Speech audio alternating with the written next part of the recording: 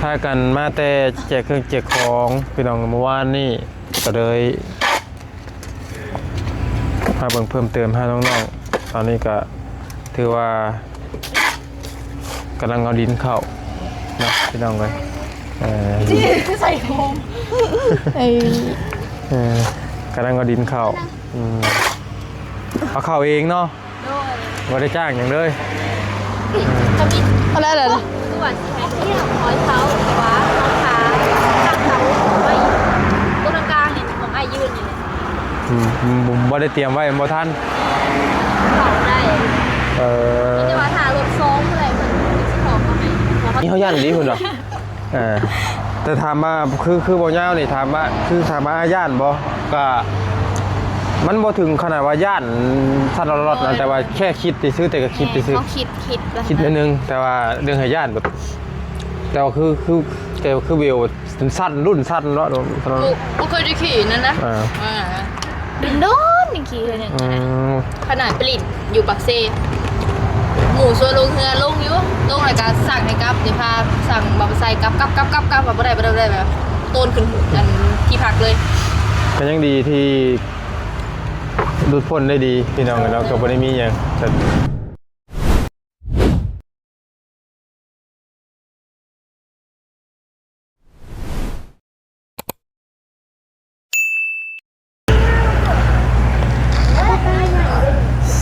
พี่น้องเนาะสบายดีและสวัสดีเด้อพี่น้องบัดกุศลทุกคนพี่น้องเนาะยินดีต้อนรับเข้าสู่ช่องของบ่ยาวซาแนลอีกคือเก่าเด้อพี่น้องช่วงแดงๆอันพอดีบ่ยาวกับบ่ตูนพี่น้องพากันมาแต่พุ่นแหละมาแต่ทางน้องๆเนาะพี่น้องแล้วก็เดินมาแวะเบิ่งน้องๆเรื่องหันท่าพี่น้องต่างมาแวะกันน้องแล้วก็มาดินน้ำน้องนิดนึงนอนน้ำเบิ่งหันท่านิดนึงเพราะมันเป็นแปะทางเลยพี่น้องเลยแต่ทางผ่านพอดีแล้วสิพอเข้ามาเบิ่งมันจะเจ้าจังไดพี่น้องเนาะเลยก็เลยเข้ามาเบิ่งมาฮอดใส่แล้วและสร้างเพิ่นมาเฮ็ดระบบหรือว่าจังไดพี่น้องเนาะอีเด้อพี่น้องเด้อเฮือนทำบาไผบ่มีหม่องอยู่หม่องเซาบ่มีหม่องส้นหม่องเซาเนาะผู้ใดต้องการที่ดินพร้อมเฮือนมีพร้อมให้อยู่พี่น้องเนาะแปะถนนทางใหญ่เลยเนาะในราคาก็ตามที่บ่ยาวฮู้มาก็ประมาณว่า2ล้านปลายนี่แหละพี่น้องเนาะก็มาต่อรองกันได้เอาสำหรับคลิปนี้ก็มาบัดนี้เห็นน้องๆเพิ่นพากันกำลัง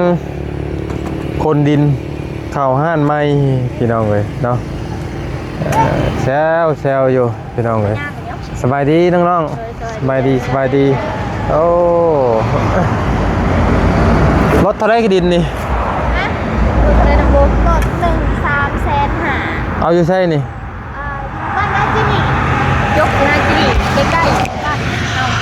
เอาวันนาจิริแต่มันเป็นดินทรายเนาะมันขี่ดินจักยำฝนเลยไปส่วนอยู่เพิ่งไปคอยจะช่วยกันดูมานี่บ่โดยมามื้อเช้านี้พี่น้องกันเนาะหลังจากที่พากันมาแต่แจกเครื่องแจกของพี่น้องเมื่อวานนี่ก็เลยมาเบิ่งเพิ่มเติมให้น้องๆตอนนี้ก็ถือว่ากำลังเอาดินเข้านะพี่น้องเลยใส่โฟมกำลังเอาดินเข้าเอาเข้าเองเนาะไม่ได้จ้างอย่างเลยอะไรเหรอคือว่าที่ให้ที่หอยเขาขวาขาตั้งเขาไว้ตรงกลางเนี่ยของไอ้ยืนอยู่ผมไม่ได้เตรียมไว้บ่ทันเขาได้นี่จะว่าหารถซ้อมอะไรเหมือนที่เขาเขาไหมเขาตัดเสาออกเนี่ยถ่ารถบ่พ่อบ่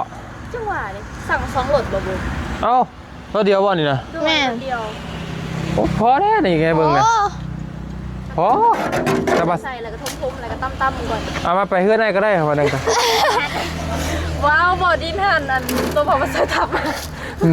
เราเอิ้นเจ้าอยู่นะบ่เอาถ้าว่ามีรถไปส่งให้เห็นบ่เอาไปให้ไปส่งอีกว่าคอยาวแก่เอาเลยถ้าไปส่งหลายคนกันเอง400,000 400,000แบบใดก็เอาลองมึงลองว่าผมดูเอา มาซื้อต่อมา3 เซนหาค่ะนะ เบ้านี่บ่ เฮ้ยเลย อันนี้รถเดียวบ่นี่ โดยแม่รถเดียว แต่ว่าเป็นดินทรายใครอยู่เนาะดิน3 แสนบ่นี่น่ะ3 แสนบ่ 3 เซนหาหนึ่ง โอ้ก็พ่อเอาอยู่พี่น้องเอ้ย ซื้อน้ำคนหูจัก ซื้อน้ำ กินกำลังตกได้ หักแพง บริตกใส่ อืม โอ้ตายไปเตยระวังรถปีดเลย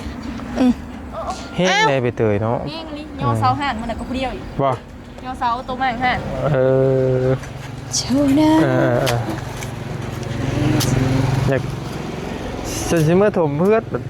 คิดติดแต่กินนี่นะ ทางเขาหน่อย แม่น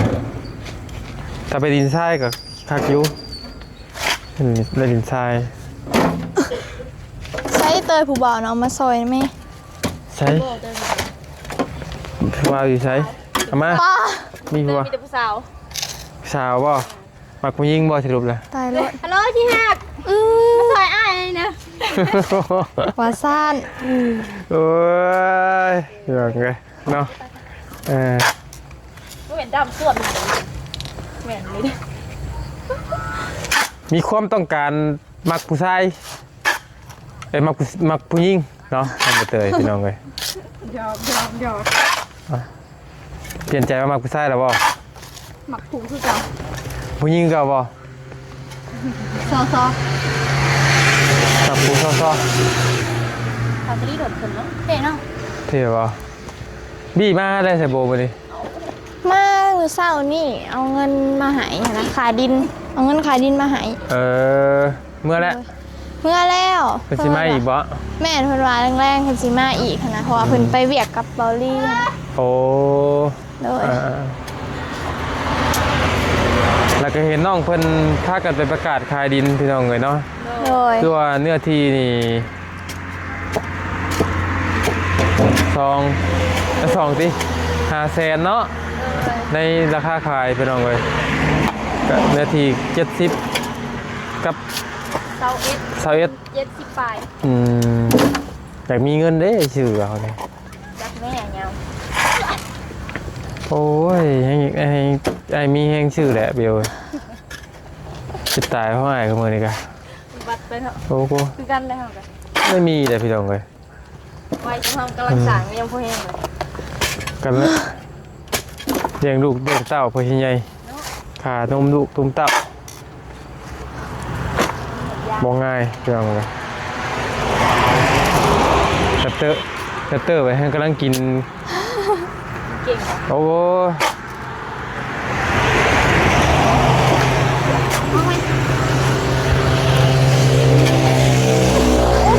โอ้ จะฟิว เก่งเลยวันนี้เนาะคือว่าอยู่ผู้เดียวมีรางวัลบ่ เนาะเฮาบ่อยู่มือเดียวกันเนาะ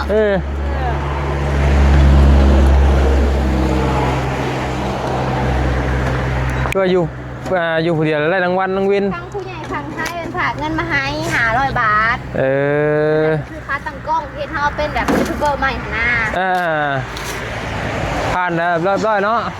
คลิปแรกปลาย8,000ปลาย เบ้ยคักดียอมแล้วยอม อยู่เนาะ ผักเนื้อผักตัวเลยเด้อแซ่ให้เลย ไปเด้อเขาซ่องไปเตยเด้อ โทรมาแล้วจะทำ แซ่ให้เด้อ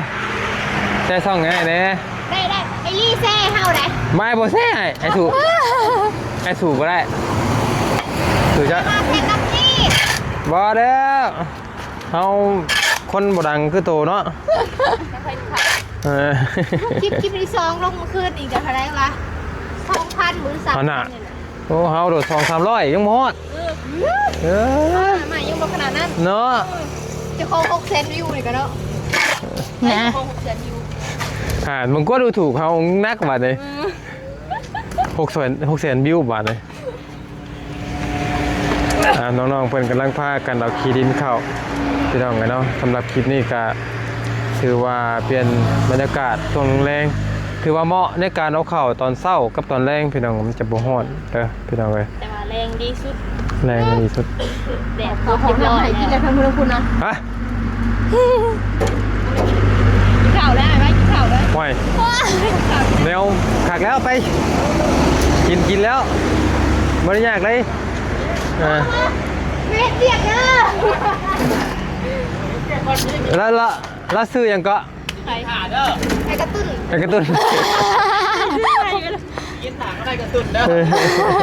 นี่ผู้นี้แค่กินได้ไปสไปกินข้าวไปเนาะจะเอาไงเพิ่นย่อว่าแต่ก็ต้องกิน ผู้บ่าวกับบมยังบ่มา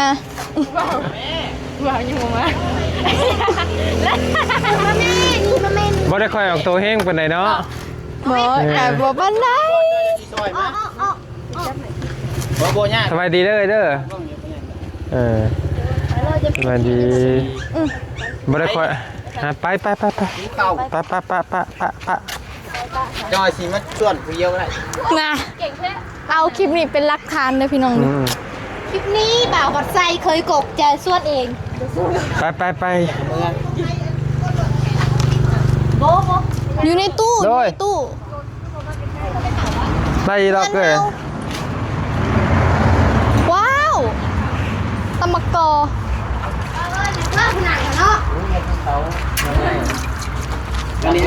ไปอยู่ของเบิ้งไปไต่ไพ่กันเด้อเดินกับไป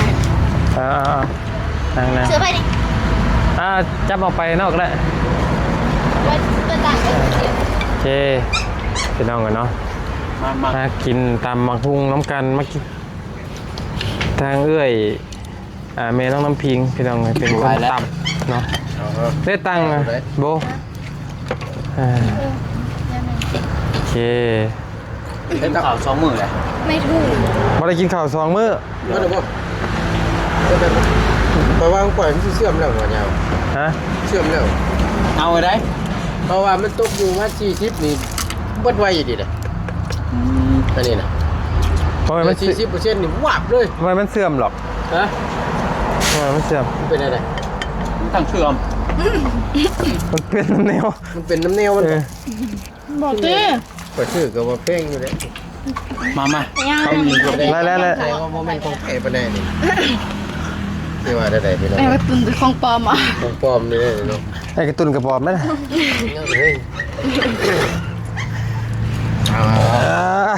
มาใช่นะใช่ของเองดูอะไรทำไมยังเคยดิจักมันต้มเนี่ยพี่น้องมั่งเลยบาทนี่จ้ะกินอะไรเคยกินน้ำมันต้มกับเจ้าจีนเอาแซ่บเด้อขามึงเห็ดยุ่มไหนขามีช่อง YouTube นี่บอกแย่เบ่งเงาเอ้าเหม็นความเปิดพี่น้องเนาะมันทำมันน้องไม้ย่างหมักกับน้องไม้ต้มระวังเด้อมีช่อง YouTube กะเห็นบ่ข่าวกำลังมาแห้งอยู่ไม่ได้อย่าได้เต้เห็นบ่อย่าเล่นกับระบบดิให้ห้องท่องเต็กเอาดีๆได้เต้พี่น้องได้กินข้าวถามลังปัจจัยกว่าเนาะอ่านปัจจัยของมีช่อง YouTube ใครทางผมมีเนาะเขาจะจ่ายเขาด้วยขายห้องแก่กว่าเลยคือยังไงน้องไปเตยใส่สองอยู่พี่น้องเอ้ยวันนี้จะมาขากันเองแล้วมันจับดูได้ไงเนี่ยเอาเบิ่งไงน้องรับดูคิดนึงเป็นอะไรคือพี่ช่องบอกก็ว่าครับทางโซเชียลเห็ดแต่มันถึกทางกับเห็ดเขารวยแล้วเห็ดมันผิดกับชีวิตเปลี่ยนเพราะเผลอได้เข่าคุกเข่าตะล่างกับมีพี่น้องเห็ดมันมีทั้งดีและร้ายเนาะขึ้นอยู่ที่เขาเลือกเห็ดเอาคลิปนี้เตือนน้องใบเตยเขาว่าวันนี้ต้องจริงจังขึ้นอยู่กับปากเฮาเนาะทางปากเฮามันว่าไปแนวทางที่บ่ถือบ่ต้องกันสามารถเปลี่ยนชีวิตเฮาจากหน้ามือไปทางมือได้อันนี้น้องมันมีความผิดนะไว้ว่าจะผิดแค่ว่าให้ฟังเถอะบอกไว้เนาะแต่ว่ายันแบบบู๊คือน้องไม้กับ เราประกาศขายดินครับเพื่อนค่ะ มี จะมีปะถึงเราจะมันโมเมนต์แนวว่าดินนะมันก็เอาเห็นแล้วมันก็บวกคักแบบนึงนั่นแหละพี่น้องเลยมันโมเมนต์แนวว่าดินจะอยู่กับประกาศขายนะมาได้ ประกาศแล้วประกาศเลยได้นะ เฮาก็บ่ฮู้ว่ามันเราเห็นเราแท้เนาะ ถึงคิดว่าดินก็มันก็บอกควรว่านะ บุคคลนะคะวะมันเถอะเพิ่นเห็นเพิ่นอยากได้ดีซั่นเนาะรอบ่ได้ เมื่อผลมาชื่อดีก็สิขายดีไม่ชักเลย บ่ให้คนไปเห็นก่อนซื้อ กายนี่อื่นใช่หรือเปล่าขายเอื้อนหน่อย หมองอยู่อาศัย บ่แนวหลิ พอได้รับแน่นอนแค่ทุกข์ละ กูมื้อนี้อู้หาหมองอยู่อาศัยเนาะซื้อที่ดินกว่าสิปลูกเงินแล้วอีก บ่แนวหลิ ว่าแล้วสิว่าสบุญจะบ่ได้ที่ว่าเขาเรียกว่าอะไรพี่น้องเลยเนาะนั่นก็ ฉันนี่ซะ อันนี้ครับ พอ บอด เฮามันบ่ฮู้เบื้องลึกเบื้องหลังแต่ละคนน้องบ่จักกันทั่ว แต่ว่าบ่ได้เข้าข้างไปแต่ว่า แต่เขาบ่คักตัวที่ว่าประกาศใครขึ้นนี่บ่คักตัวนี้ก่อนใจครับ เพื่อนบ่แม่นเพื่อนนะเฮ็ดเอง อ่า คันแน่บ่เพื่อนนะเฮ็ดเองเด้อน้ำผักน้ำแห้งเนาะเอาไว้แบบนึง เหมือน มีเหตุจำเป็นหยังนั่นแหละมันก็โอเคอยู่ตัวนี้มีเหตุผลเนาะการที่ทาย แซ่บ ครับ ขับไปเลยหนูเนาะแต่ว่าเยอะ โอ้ อ๋อก ำลังมาเฮงได้ช่วงนี้ รอดแล้วครับ เอากันจังหน่อยดิว่า อะไรก็ง่ายเนาะโอ้ง่ายเนาะแล้วจัดครบอยู่ เรื่องมึงใดก็เพราะเรื่องหาวบาทเดี๋ยวจะได้ค่อยเขาเบิ่งว่าอยู่ใส่บ่ เขาไปเติมบัวผู้ครับเขาก็นี่ผู้ เดี๋ยวก็บ่ฮู้ เดี๋ยวผู้ จักบ่ต้อง อันใดก่อน ฮู้อยู่บ่ อันใด เรื่องนี้แล้ว เงินซานเนี่ย แน่นต้อง เรา ฮู้ ฮู้ บ่ ข่าวแต่ว่าบ่ได้ฮู้แบบเลิกๆเนี่ยนะเอาบ่ค่อยใส่ใจปานใดกับเรื่องคนอื่น ผู้ขักคืออย่างเหรอ แต่ก่อนนี่อยากฟังก่อน เก็บขี้เหรอ แต่ว่าเราให้สุฟังอ่ะฟังถ้าว่าไปฟังเองถ้าว่าเขาบ่สนใจดีเขาก็บ่ฟังอะ อาบน้ำพี่น้องตาหัวกับ ข้าวล่างฉันจะพูดจะพูดสิ คลิปแล้วสามคลิปคลิปแล้วสาม น้ำพังไปน้ำ บ่ คลิปคลิปแล้ว30ปลายเลยวะมันไม่ได้คดขามได้ปะ โฆษณากับพังเลย พูดเลยมัน ลงถ่ายต่อยพี่สอง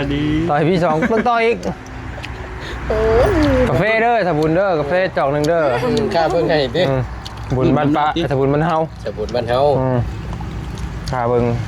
กาแฟจอกหนึ่งเด้อ ชุดนี้ผ่าคุณสาวบุญ ฝากหลายคนอยู่เด้น หวยขึ้นบัน โอ้ขักได้เรื่องที่เบิ่งมวนนี่อย่างเนาะ จะบอก น้อยนี่จะกินอะไรขาดลิงเนาะ ตั้งแต่มึงเนาะ เชื่อหรอ ว่าเหรอเขาพวกอยู่ใช่เมื่อคืน ผักบุ้งอีน้ำไผ่ รถอยู่คุณรถไฟก็รู้ว่าแล้ว ไม่ใช่รถไฟเนาะ เฮ้ยมันเบรกเลย มาตา โบต้ากับอันบะเตียง แต่ถือว่าเป็นคนเราสองคนบ่ บางทีมันเขาบ่งขาดเนี่ยผมพักเลย มันเป็นเขาตัวเองแตกเลยจะของคืน ตอนออกมาบ่ถึงว่าบุญทวนนักแสดงเรา เราก็ประกาศว่าเออ รอดแล้วพี่น้องตาลายไปกิน ที่เขาก็บอก พาไปขายดินเลย ได้ป่ะมัน จบขอแค่ใครดิ กันนี้ เป็นเซลขายดินกับน้องโบน้องเบลหนึ่งมื้อ เป็นอสังหาริมทรัพย์ ทันอยู่ป่ะทันป่ะ คงไปจึงจะต้องขือไปจ้ะ ลำคือ ล้ำเจ้าอะไรนี่ก็รับ โอ้เขียวก็มีจ้ะโอ้เขียวอยู่นี่ เกี่ยวอยู่ หักหรือยังทันมวนจ้ะ มีเขียว ได้กันแต่เดี๋ยวก็ดีแน่นอนนะ บอกคันมีเงินดีๆเนาะ อยากได้ยูมัน ราคาตรงนึงครับ มันเย็นสบายดีเลย เห็นเงินส่วน แต่ว่า เพื่อนนอนหรือ ไม่ ไง น้องเป็นยังไงถ้าว่าเห็นเงินชวนกัน มันก็ประจมก็อ่อนมีเงินหรอ แซ่บๆ รั เนาะ อะไรมีเงิน แซ่บแซ่บแล้วก็บอกหิ้วข่าวน้ำ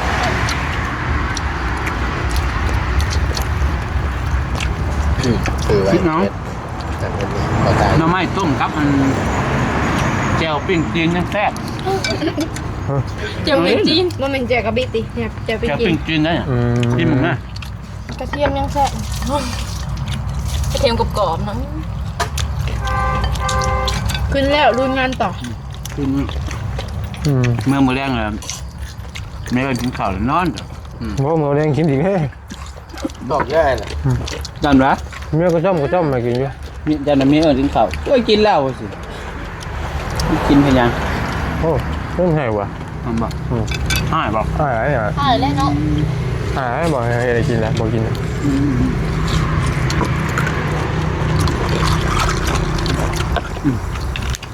กิน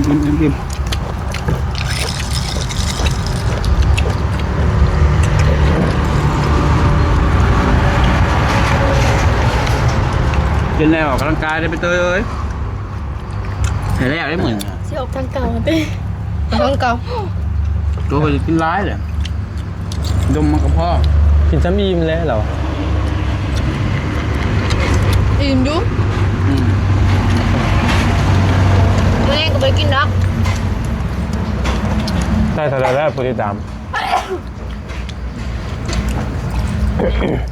บ่งมันเคยพันปลาย พันปลายชั่วโมงก็ได้แล้ว ตอนนี้1,470 เก่งดีได้เลยละ คลิปแรกหา10,000คนเบิ่ง อ๋อต่อยดิเนาะ แต่โคบ ตาย สีดอกกันเลยเนาะวันนี้เนาะ 3-4 ปี คลิปเมื่อคืนนี่แหละลง5กะลงนี่4,800 ป้า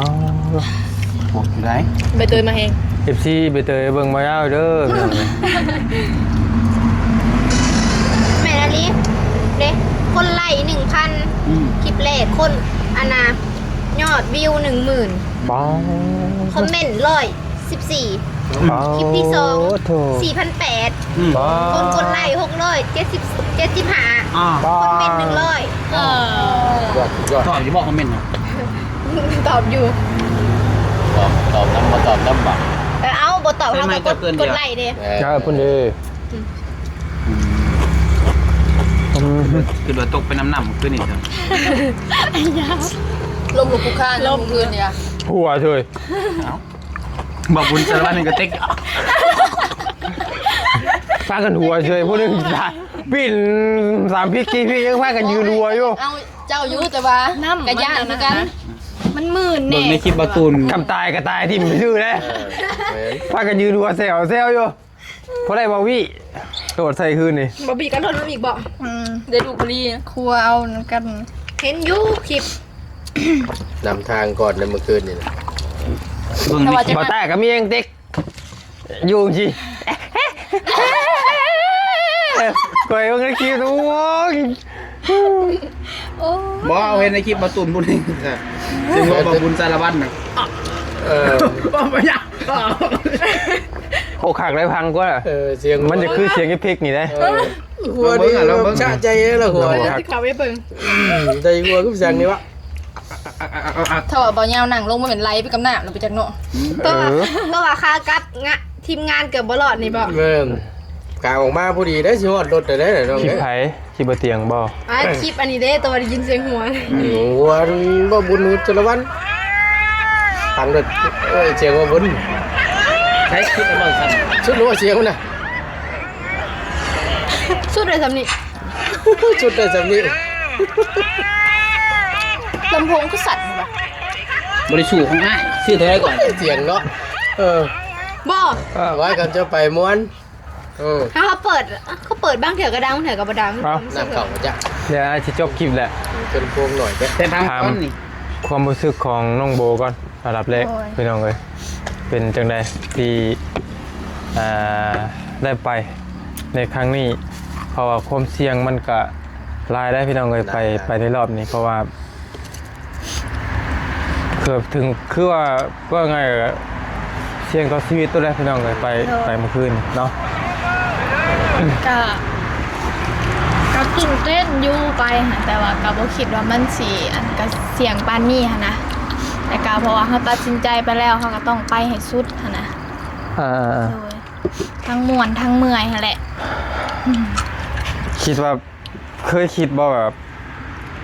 ย่านน้ำย่านตกลงไปวิววิวอยู่ขี่เรือคืนนะ ต้องคิดตลอดเลยอะขากลับขาไปขามา คิดอยู่บ่ไอ้เบิ่งตอนขากลับเจ้าเนี่ยซิ่วขนาดใด ขากลับมาซิ่วคณะนะคะ ว้าวเขาหนังคดอยู่ โคตรบ่แต่ว่าอยู่ในอ้อมกอดบอวี่ตลอดพี่น้องเลยตอนขามานะ ผู้อยู่ในเหตุการณ์ โอ้ก็เห็นเขาคักเห็นคักเอ๋ ไม่เลยเนาะยาวหนังทั้งหลัง นั่งทั้งหลังนั่งทั้งขา อยู่ในข้างเลย ไอ้หานั่งให้ได้ดิ แต่ว่าวิวนั่นไอ้ฮู้ว่าย่านเพราะว่าตอนเพิ่นจับป้ายนั่นมือเราสั่นพี่น้องเลย อยู่เรือมันปีน มือเราสั่น ชิโมจับลงยังไงเนี่ย จับ ไม่ยาวเขาย่านดีคุณดอกแต่ถามว่าคือบ่ยาวนี่ถามว่าย่านบ่ก็มันบ่ถึงขนาดว่าย่านสั่นรอดนะแต่ว่าแค่คิดซื้อแต่ก็คิดซื้อ เขาคิดแล้ว คิดนิดนึงแต่ว่าเรื่องให้ย่านแบบแต่ว่าคือวิวสั้นรุ่นสั้นเนาะ กูเคยได้ขี่นั่นนะ โดนอีกทีเลยเนี่ย ขนาดปลินอยู่ปักเซหมูส่วนลงเรือลงอยู่ลงรายการสั่งให้กลับสิพาสั่งบาร์ไซกลับแบบบ่ได้แบบต้นขึ้นอันที่พักเลย ก็ยังดีที่ดูดพ้นได้ดีพี่น้องเราก็บ่ได้มีอย่างแต่ว่ามันเป็นความท้าทายเลยแหละพี่น้องท้าทายอย่างหนึ่งนั่นแหละที่คือมันก็เกือบซ้ำมันไม่น้ำโคงภูมิคืนนี่ เกือบเลยเนาะ เพราะว่ามันน้ำ มันท่วมประเด็นกระจายไปเลยเนาะ มันกลัว พวก ข้อหมายเขาคิดเนี่ยถ้ามันทอดตกลงไปแล้วเขาที่ไปเกาะอยู่ไซนะ คิดแต่นะ ไอ้อะไรก็คิด น้ำมัน แต่ถามว่าย่านจนนั่นกับโบกับบริถึงย่านขนาดนั้น แต่ว่าคิดอยู่ในใจป้าตัวอัน ต ต ก ก ตีอ้อมเลาะข้างแล้วไปแน่เป็นตะไปไม่ไพ่เปิด อันตอนอยู่เนี่ยตอนในข้างนะเขายังพอมีโอกาสอยู่จังหน่อยบัดพากันเลือกไปเข้ากลางไม่ยังพวกใหญ่ดีว่ะ เขาจะงงเยอะคือแบบ คือว่าวิ่งไปข้างนั้นเนาะ มันมืดเนี่ยนะมืดแห้งอะไรได้กลางคืนนะคะหอดซ่านะขันกลางเว้นกับซื้อสีธรรมดาอยู่นะสีหอดใบนะแต่ว่าหอดน้ำเนาะเผื่อไปหอดเขาก็หอด4-5 โมงแล้วนะไปหอดอันแจกเครื่องให้เพิ่นกัน กับบ่ได้เพราะว่าที่งานเฮากับบ่ได้เว้าอย่างมากมายเลยพี่น้องว่าแจกเครื่องแล้วเราก็พากันฮุบไปแล้ว ไป ฮุบพากันคืนนี้จักทีมงานครบบ่ครบวะเพื่อก็ออกแล้วว่าคืนนี่วะ ขึ้นเด้อขึ้น ได้น่ะขึ้นตั้งแต่ทันเครื่องทันได้เบิดได้น่ะ กินพร้อมแล้วเขายังยืน ไอ้ครับเจ๊น้อยพากันขึ้นตั้งแต่เครื่องเพิ่นยังแจกเครื่องทันเบิดพากันขึ้นแล้ววะมันหิวหวานนี่ไปพากันญาติกันกินมีก็บางเดียวมีห่อเดียวกันแล้วม่วนแล้วแต่ว่าภาพนั่นน่ะเฮาบ่ได้ถ่ายมัน แม่น จักกันย่านโทรศัพท์ตกน้ำพ่อพูดได้มึงว่านะ เนี่ยหากินเนาะ จักย่านโทรศัพท์ตกน้ำย่านแบบหมู่เพอนะ แม่ ย่านหมู่แบบไปมาตกถึงอันมาล่นถึงของเฮานะย่านตัวนั้นเนี่ยก็บ่แห้งอ่ะนะ มันเสี่ยงอยู่ แต่ว่าภาพเมื่อคืนเนี่ยโอ้คักกินมีลิปพี่น้องกว่าเหี้ยเงียบอยู่ว่ะ ยิ้มรู้ได้ทางนี้กันเนี่ยหาเบิ่งมาจกอะไรซะเขากับบีก็เจ๊เจียวใส่ละกันอ่ะเงากินน้ำกันแล้วนี่ มวนเสียงเลยเนาะเรื่องมวนนะแต่ว่าถามมาเรื่องเมื่อยบ่ก็สำหรับอ้ายน่ะบ่ปานใดธรรมดา เมื่อยแต่นั่งรถนั่นแหละ แต่ ทาง เมื่อยโอ้ธรรมดาน้องโบสำหรับอ้ายเนี่ยคือจิบเพลง ต่างกันนั้นเนาะ จิบเพลงเจ้าไปตอนสมัยไปลองแจ้งถามบาวี่ด้วยเจ้านี่ เลย พอใช่นี่แต่ทางมันไม่ได้เป็นแบบนี้ทางขึ้นภูเขาลงภูเขาอ้อมหน้าอ้อมหลัง เกี่ยวภูเขา เกี่ยวไปเกี่ยวมาแต่กะมันค่อนข้างจะยากเวลาอันฝนตกฝนอย่างนี้ก็มีโอกาสเสี่ยงจะลงเขาก็หลายตอนที่มาไปนั่นแล้วก็ทางยากกว่าทางระยะไกลบัดเลยสำหรับเมื่อวานนี่ย้ายว่าจิบๆเนาะกว่านี่สำหรับไอ้นะมันเฮาไปหลายเด้ คือมันแล้วเด็กมันแล้ววัดแหละจังหวัดถามผู้ที่ผู้บ่เคยไปไกลเนี่ยพี่น้องเอ้ยความรู้สึกแต่ละคน กับโบได้คอย รุ่น ไปใช้นะ ถามมาเรื่องเมื่อยเฮงนี่ให้เมื่อยตอนที่ล่องแจ้ง โดย ตอนไปขึ้นถ้ำมัน ตอนไปแรกๆเนาะ แมนเมื่อยคือใจสิขาดเลยตัวนั้นแบบว่ามันสุดเลยแหละพี่น้องเพราะว่า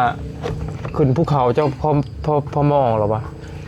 เขาย่างภูเขามันแค่เฮาสิหันหน้าลงมาเนี่ยมันก็สิล่มแหละหันนะพี่น้องกัน ง่ายขึ้นดังเลย เอาแม่น่ะเป็นมินตกผาแล้วมันจะ แต่ว่ายันโบนิวสลบตอนนั้น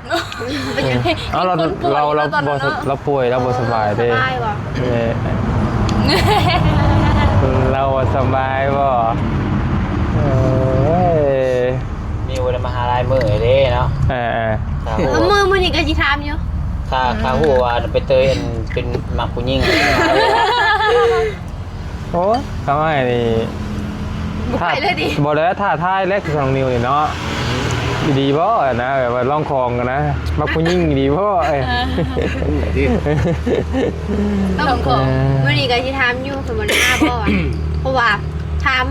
คือนี่แหละคนดินเนี่ยเพิ่นมาแหละตอนแรกว่าเฮ็ดสั่วไก่ยามมันเผ็ดขนาดแล้วก็เลยว่าสิซื้อหมูสับมาเฮ็ดต้มจืดให้เพิ่น มันนี่กินชัวไก่เดิมนี่เด้ออยู่กินน้ำกันก่อนมันเนี่ย โอ้ยนี่กี่มื้อเองเด้ กินอีก นั่นเลย เป็น กินแล้วน้องอ่ะ เอ้า นอนเลยเฮาบ่อน ให้งานเหรออ่ะโอ้ยเดี๋ยวมันหิวดอก กินแล้วมึงกินข้าวน้ำเอ้ยเจ้าคุณแหละต้มข้าวต้มอยู่ขอบใจได้หลายนี่ก็ได้เนาะพี่น้อง เด้อเด้อเด้อ เอาให้นั่นแล้วลงโบเด้อ เข้าสู่ มีแต่เด็ดสิมาอัปเดตที่อาหารที่เพิ่มเติมพี่น้องเลยก็เมื่อนี้ก็ถือว่ามาเบิ่งเพิ่มเติมเรื่องดินเขา ยังบ่จบ สร้างเพิ่นนี่ยังมาหรือบ่เอาหน่อยหนึงก่อน ฮะ สร้างเพิ่นมามื้อใด ประมาณวันคานเห็นสิมา โอเคป้าสาผู้อยากถ่ายก็อยากถ่ายอยู่พี่น้องเลยเนาะจับถ่ากดดันกันอยู่เนาะ บ่ยังบ่จบนะ อยู่กันมื้อเว้นเนาะ ต่ออีกล่ะ โอ้ไปจบง่ายเด้น่ะเจ้าก็ฮู้อยู่ ที่เดียว3คลิปแล้ว โอเคสบายดี